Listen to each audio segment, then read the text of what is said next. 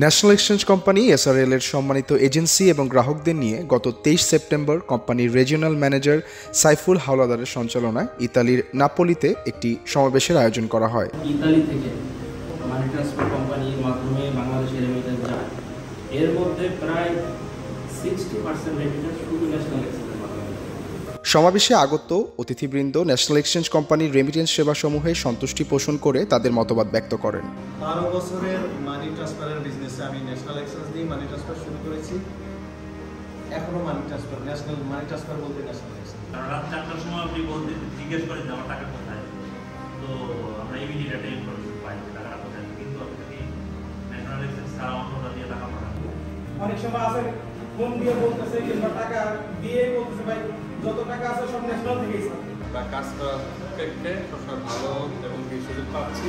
আর marketing এর ক্ষেত্রে আমি আরো বেশি হ্যাপি যে প্রতি বছর আমাদের সাথে কমিউনিকেশনটা করা হচ্ছে। আমাদের সবার পক্ষ থেকে দাবি জানাচ্ছি নিরাপদে কিভাবে উক্ত সভায় কোম্পানির সম্মানিত চেয়ারম্যান জনাব হাজী মোহাম্মদ ইদ্রিস ফরাজি আগত অতিথিদের সাথে অডিও কনফারেন্সের মাধ্যমে যুক্ত হয়ে সকলকে ধন্যবাদ জানান এবং ন্যাশনাল এক্সচেঞ্জ কোম্পানির মাধ্যমে বিভিন্ন সামাজিক ও সেবামূলক কর্মকাণ্ডে তাদের অবদানের কথা উল্লেখ করেন।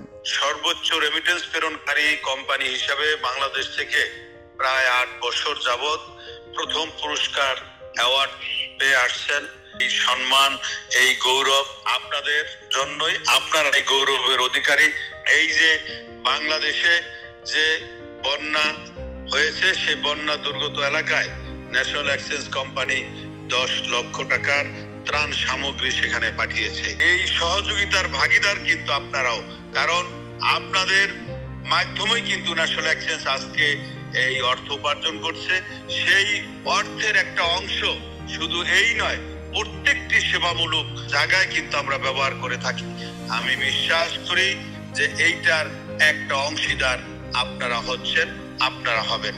আপনারা রোমে আসবেন, সৌজন্য সাক্ষাতের আহ্বান জানিয়ে কোম্পানির পক্ষ থেকে, আমার ব্যক্তিগত পক্ষ থেকে ধন্যবাদ জানিয়ে, কৃতজ্ঞতা জানিয়ে আমি আমার বক্তব্য শেষ করছি। সবাই ভালো থাকবেন। আসসালামু আলাইকুম ওয়া রাহমাতুল্লাহি ওয়া বারাকাতুহু।